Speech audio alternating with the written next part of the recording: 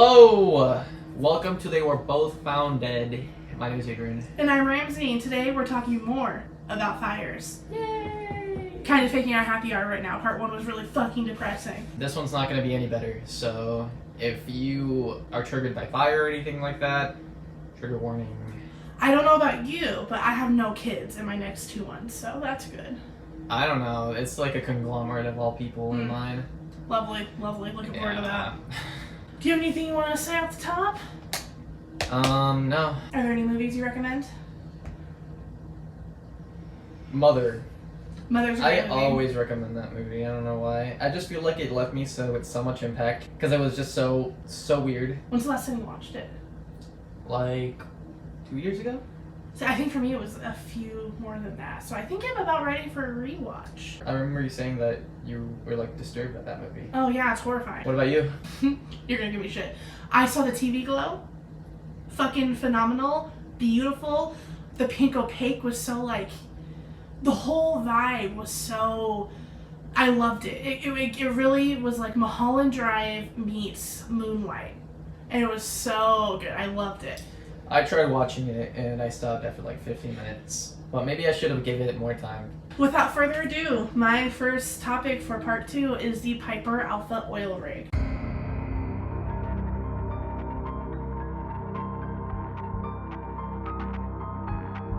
Do you ever see the videos of oil rigs up in the North Sea? Yeah, and like they put like the yo.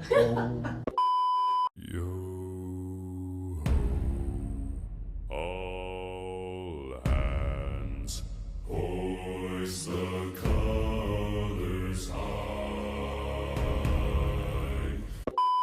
That's where we are. We're in the North Sea. We're in this crazy water. We're in this horrifying, without a fire, this horrifying environment. So the Piper Alpha was one of the largest and most productive offshore oil platforms located in the North Sea during the 1970s and 80s. Located roughly 120 miles northeast of Aberdeen, the platform was originally installed in '76 by the oil company Occidental Petroleum. At first, Piper Alpha was designed primarily for oil production, but over time, the platform's role expanded. It was modified to handle large volumes of natural gas as well, which required new pipelines and processing equipment to be added onto a structure that had not originally been built for that purpose. By the late 80s, the rig had become a critical hub in the North Sea energy network, producing and transporting enormous amounts of oil and gas every day. Can you think of a more fucked up combo? Oil and gas. Yeah, and that's like the hard part about those stuff. Because if it gets in the water or something, then the water's on fire. And then you're, like, how do you put fight that it? out? Yeah. Yeah. How do I put out the water? Yeah. So life on the platform followed a strict routine, for good reason. Around 200 workers at a time lived and worked there in rotating shifts, often spending weeks offshore before returning home. The rig functioned almost like a small floating industrial town, complete with sleeping quarters, kitchens, recreation rooms, and workspaces spread across multiple decks. What a scary job. Yeah, like a little city in there. Yeah. I mean, it has to be, because people are living there. And that's why oil rig workers make bank. Yeah, because you have like a 50% chance of dying or something. Yeah, it's way too dangerous. Too dangerous. I feel like we should be able to find... I think there are better ways to do it, but they're more expensive, so you wouldn't be making as much money, so they're not done better. Do you see how they put oil rigs in the middle of like the ocean and stuff?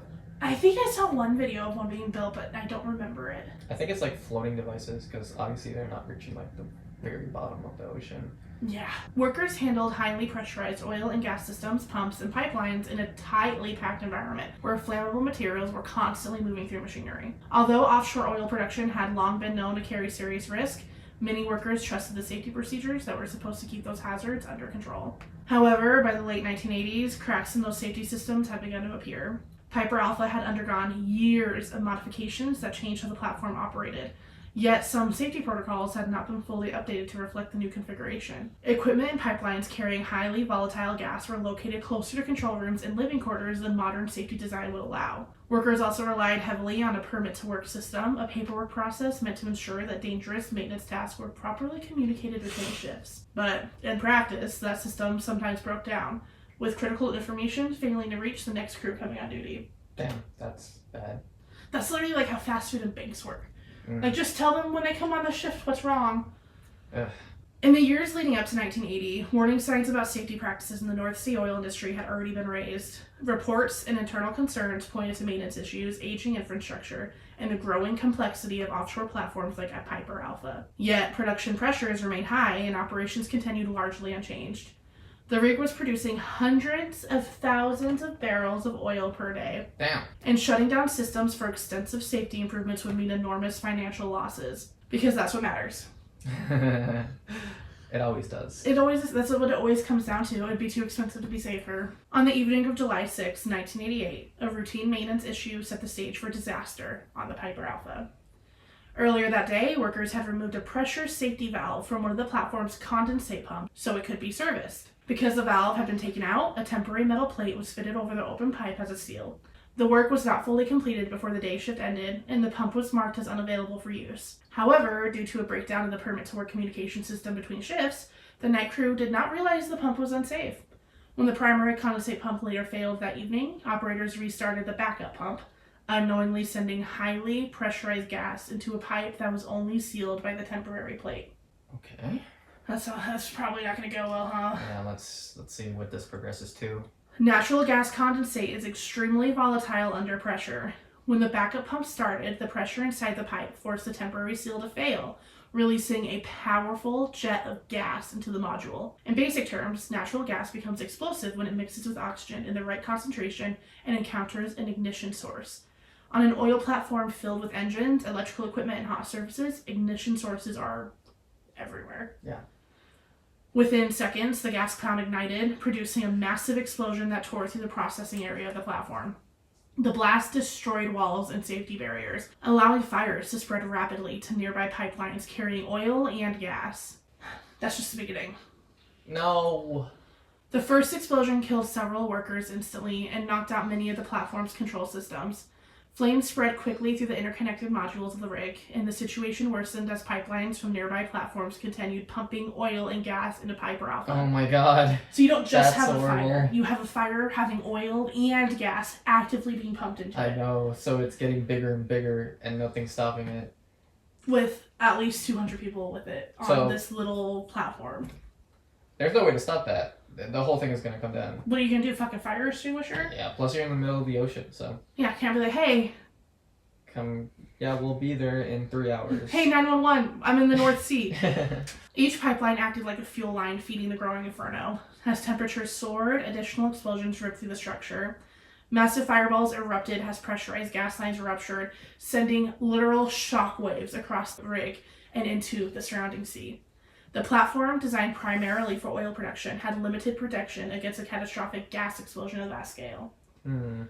For the more than 200 workers on board, the disaster unfolded in terrifying stages. Thick smoke and intense heat quickly filled many areas, making movement nearly impossible. Some workers gathered in the accommodation block, waiting for instructions that never came, as communication systems failed. Others attempted to reach lifeboats, only to find that many escape routes had already been cut off by flames. In desperation, dozens of men climbed to the edges of the platform and jumped more than 100 feet into the dark North Sea below, risking broken bones and hypothermia, amongst like a million other things, in the hope of escaping the fire. I mean, yeah, I feel like I would probably do the same. Yeah. But it's scary. Could you imagine treading water in the North Sea? By the time rescue vessels and helicopters arrived, the Piper Alpha disaster had become a towering inferno visible for miles, and much of the platform had already collapsed into the sea. You know, like, oil rigs are, like, always swarming with sharks? I did not know that. Wow, that really adds another level into this. We are at platform Eureka. It's in the E oil field off of California. Platforms are extremely productive places. What we would like to see is these platforms converted into artificial reefs permanently and added into the reserve of marine protected areas here in California, sort of as hotspots offshore for life.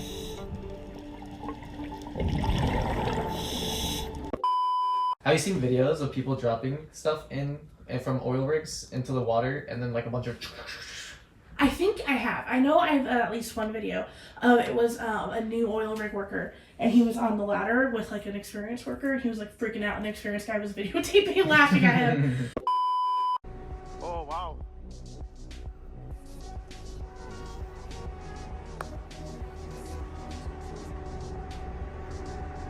come from nowhere. Wow.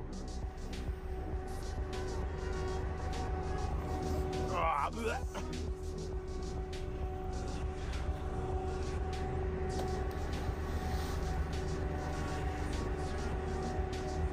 Oh, shoot.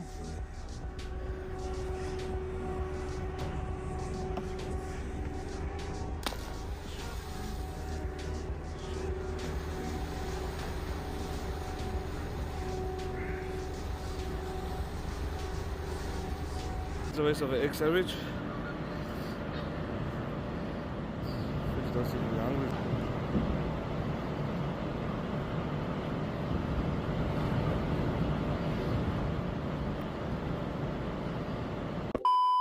So just another level to the danger of that. Yeah. Wow, I didn't even think about that either. In the hours after the explosions, rescue helicopters, ships, and nearby support vessels rushed toward the burning remains of the Piper Alpha. Survivors who had jumped into the North Sea were pulled from the water. So some people did live that way. Oh my god. So I guess if you're on an oil rig and that happens, jump into the fucking North Sea. But maybe they had like escape boats or something. Like obviously there's gotta be an emergency. There's no emergency boats? Not How that do they you could get to. Oh, okay. Everyone that was saved was pulled out of the ocean. Oh. I Maybe, guess like, since it's debris? hundreds did, or over 100 jumped. Yeah. Maybe some debris like Jack and Rose. That's on the true. shore. Maybe the Jack and Rose moment. Yeah. The ones that were pulled suffered from burns, broken bones, and severe shock. Out of the 226 men who had been on the platform that night, 167 died. That's more than half. Yeah, that's less than 60 who lived out of 226, making it the deadliest offshore oil disaster in history. The fire burned so intensely that much of the structure was destroyed before it could be brought under control.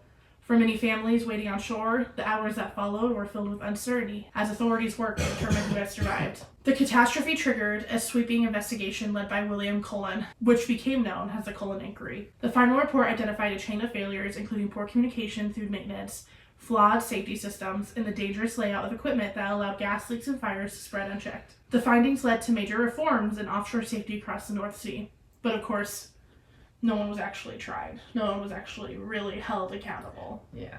Oil companies were required to adopt stricter hazard management systems, and regulators shifted responsibility towards ensuring that operators themselves actively identified and controlled risk. The legacy of the Piper Alpha disaster permanently reshaped offshore oil safety standards, though it came at an enormous human cost. Horrifying. Did all the people that survived got pulled out of the water? Yeah. So nobody on the oil rig survived? By the time help came, the oil rig was pretty much collapsed into the sea. Oh. And what little was still up was completely aflame. Not a single person was saved off the rig. Wow. Yeah. A lot going on there. Like, it's not just like the fire. It's like other stuff. in The there, too. explosions. The shock wave from explosions literally being felt through the whole... But like also oil rigs are like really high up, aren't they? So imagine jumping into the water from there. You probably get like a concussion just from that. Jumping 100 feet up into water, I think, is not quite concrete, but close. Yeah. Hopefully you like hit a wave and can kind of come at it sideways, maybe. I don't know. Imagine belly flopping on that. Oof. Imagine landing Oof. directly on a shark. I Like, oh, hi! mean, that'd be better than landing like in front of them or something. If you can like hang on. Yeah. Mine is like a fire, but like on steroids. Oh no. Because it's an explosion. Oh, ditto. Yeah, exactly. And this one happened pretty recently, Oh. 2015. So not as like 1980s or something like that. So I'm gonna be talking about the Tianjin explosion.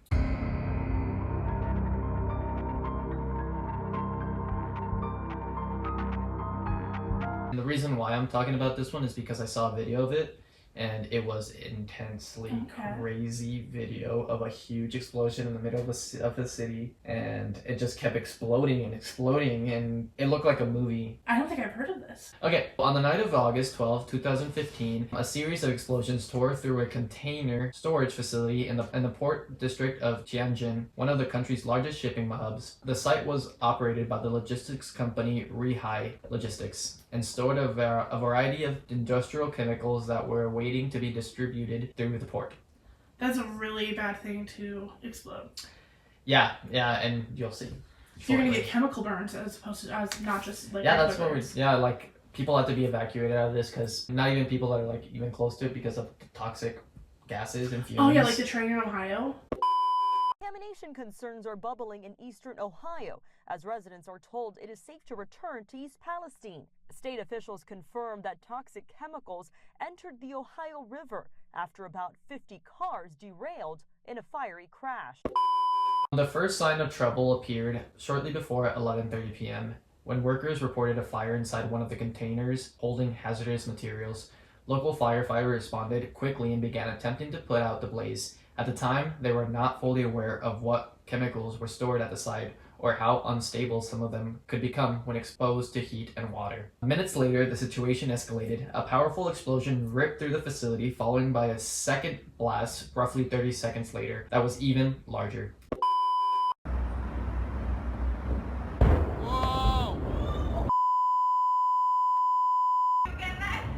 I'm videoing it. What the I think that might be a gas station or something. I guess. Whoa! Oh! What the?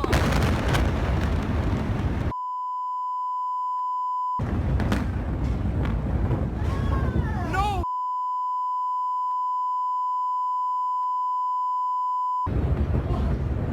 No, baby! No! Are we dangerous here?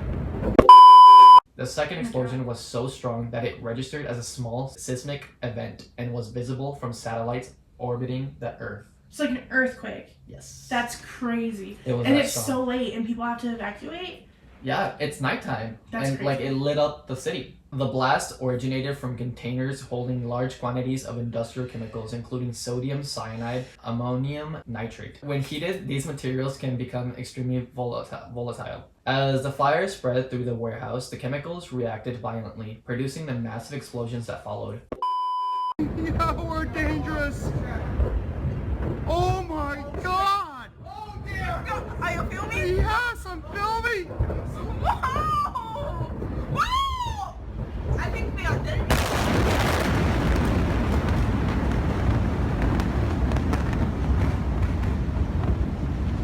Let's go! Let's go down! Let's go! Let's go! Take the stairs! Come on! Nearby warehouses, shipping yards, and residential buildings were heavily damaged.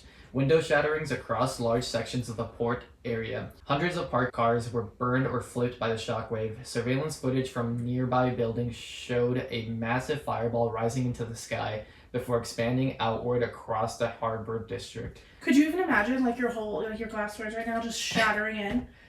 Can you imagine your whole... That's what you said. Oh, That's sorry. not all I said though. I know. It's nice to have a moment of levity because that is like such a horrifying thing. It is bad, and you can see people like in just their houses, just filming on their phone, and like at the explosion, and it's crazy. It looks like fireworks, like when you explode, and then there's like segments of it like coming out, and it goes like, you know what I'm talking Disturbingly about? beautiful. Yeah. Fire is beautiful, but it's so destructive. It's I think the fire in the ocean I think actually have a lot in common because like it doesn't give a fuck about you. It's beautiful. It doesn't even know you're there. In total, 173 people were killed, including more than 100 firefighters and first responders who had arrived at the scene before the explosion occurred. That's so sad. And that's something that like that's going to have an effect on the well-being and the first responses in that community for at least 30 years. They're going to not have very much. It's going to be low. That's going to cause more deaths. It's going to cause even more pain. Oh my god. Like the aftermath of this. Yeah. Like imagine that many. Like they just came to like put out the fire and then boom. That's very sad. People I feel that. who dedicate their lives to helping people. Yeah. First responders. Wow. Like really appreciate them, guys. Literally. Thank your local first responder. Yeah. Hundreds of others were injured, many from flying debris or collapsing structures. Thousands of nearby residents had to be evacuated due to concerns about toxic chemical contamination in the air and soil. Yeah. Investigations later revealed serious safety violations at the warehouse. Rio High Logistics had stored hazardous chemicals far beyond approved limits and had placed them much closer to the residential buildings than regulations allowed. In some cases, dangerous substances were stored together despite rules requiring them to be kept apart. Investigators also discovered that permits had been obtained through fraudulent approvals and that local safety inspections had failed to identify the risk before the accident. People who cause things like this deserve public executions. I think that's where I'm at. Yeah, no, you're right. I mean, you just killed like A whole community of first responders. 173. What is it? 173 people. Yeah. The explosion left a large crater where the warehouse once stood, and entire blocks of surrounding buildings were severely damaged. Images from the site in the following days showed twisted shipping containers, burned concrete, and rows of destroyed vehicles spread across the port district. Several executives from Rehai Logistics and local officials were later prosecuted for their roles in the disaster. Hell Investigation concluded that poor safety management, regulatory failure, and improper chemical storage were the primary causes of the explosions. That's what happened. And that they just like had to pay a fine. And the shitty part is too, when even I say that about the public executions, we would still have to have a whole overhaul of the judicial system, because as it is now, even if we did implement that, it wouldn't be the people actually responsible. It would be a scapegoat. Yeah, it would be. And that's so sad. That is sad.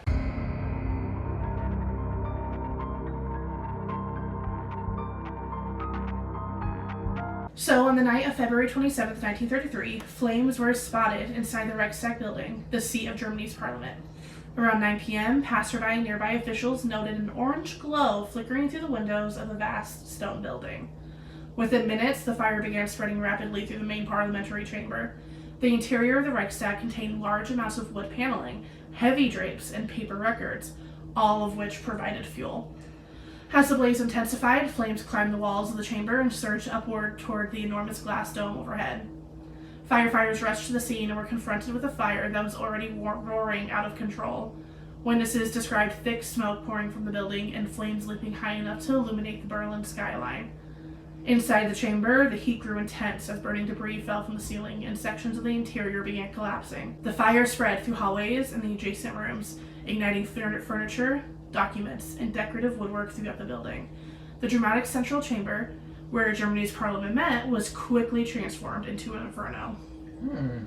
By the time the blaze was finally brought under control, the damage inside the Reichstag was severe. The main assembly hall had been gutted by fire, with the roof structure heavily damaged and much of the interior destroyed. Charred beams, shattered glass, and piles of burned documents covered the floor. The great debating chamber had once symbolized Germany's fragile democracy. It was left blackened and ruined, the smell of smoke lingering throughout the massive building. What remained was a hollowed shell of scorched stone and twisted metal, a stark visual of how quickly the heart of a government can be consumed by fire. So, because of all this, he was able to go up? Well, within hours, fire was transformed from a shocking act of destruction into a political weapon. Oh no. Is he gonna be like, oh, the people that are not my people caused the fire or something? Pretty much. And people ate it up. People love fear-mongering. They respond to it very well. Yeah. Adolf Hitler and the other leaders of the Nazi Party immediately claimed the fire was part of a communist plot to overthrow the German government. Yeah. It's giving Napoleon from Animal Farm. Yeah. Using the atmosphere of fear and urgency, Hitler persuaded President Paul von Hindenburg to sign the emergency decree known as the Reichstag Fire Decree. Such an important piece of history, which is why I wanted to cover it, even though it's not like this is way different than all the other stories we've told today. Yeah. So the decree suspended key civil liberties across Germany, including freedom of speech, freedom of the press, protections against arrest without trial. Police were given sweeping authority to detain political opponents, and thousands of communists, socialists, and other critics of the Nazis were quickly arrested. With opposition parties weakened or silenced, the Nazis moved rapidly to consolidate power. Only weeks later, the German parliament passed the Enabling Act of 1933, which allowed Hitler's government to create laws without parliamentary approval. This effectively dismantled the democratic system of the Weimar Republic. What had begun as a fire in a single building became the justification for sweeping political repression. Within months, Germany had been transformed from a struggling democracy into a dictatorship, with the Reichstag fire remembered as one of the pivotal moments that helped clear the path for Hitler's total control of the state.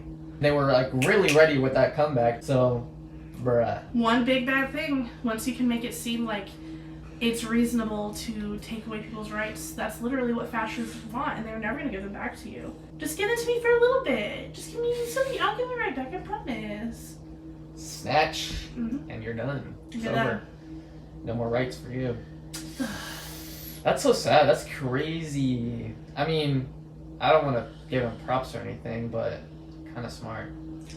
People say that Hitler was really smart. I don't think he was that smart. No, I don't think the people were dumb, I feel like. I think he surrounded himself with smart people.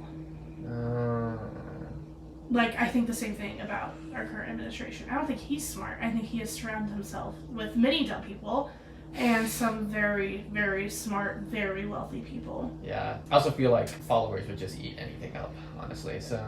I mean, I think that's been proven. Yeah, many times. Putting pads on your ear. There's not, like, even a scar in his ear, dude. And he doesn't talk about it. In what world would he not talk about it? Make sure you blow out your candles tonight. Make sure you clean out your dryer vents. That's one of the top reasons for house fires. Sleep with your door closed because it keeps fire outside your fucking door. You know, one time when I was younger and lived in Mexico, my family went out for like the weekend to like my grandma's house or something. When we came back, we were just chilling at home, and then the person, like our security guard or whatever, like from the residence, said that there's like a flickering light in your window that's been flickering for a while. I was like, oh, what?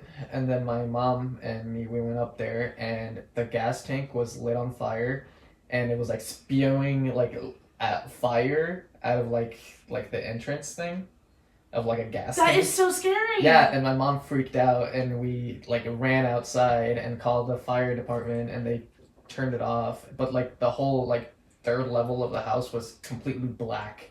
It like, yeah, it lit everything on fire. You could have lost everything. We could have died. Yeah. Yeah. Oh my god. If our security guard did not tell us that.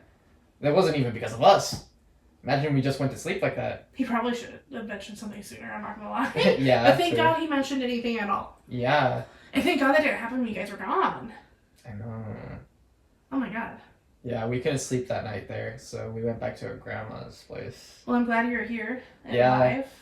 That could have changed our lives. Guys, there wouldn't have been a pod. Would have changed the whole fucking trajectory of the world. Obviously, we're like really important. I mean, honestly, it would. You know, when like of the flap of a butterfly. And... Right now, I'm picturing one of us doing something horrible in the future, whether on purpose or not.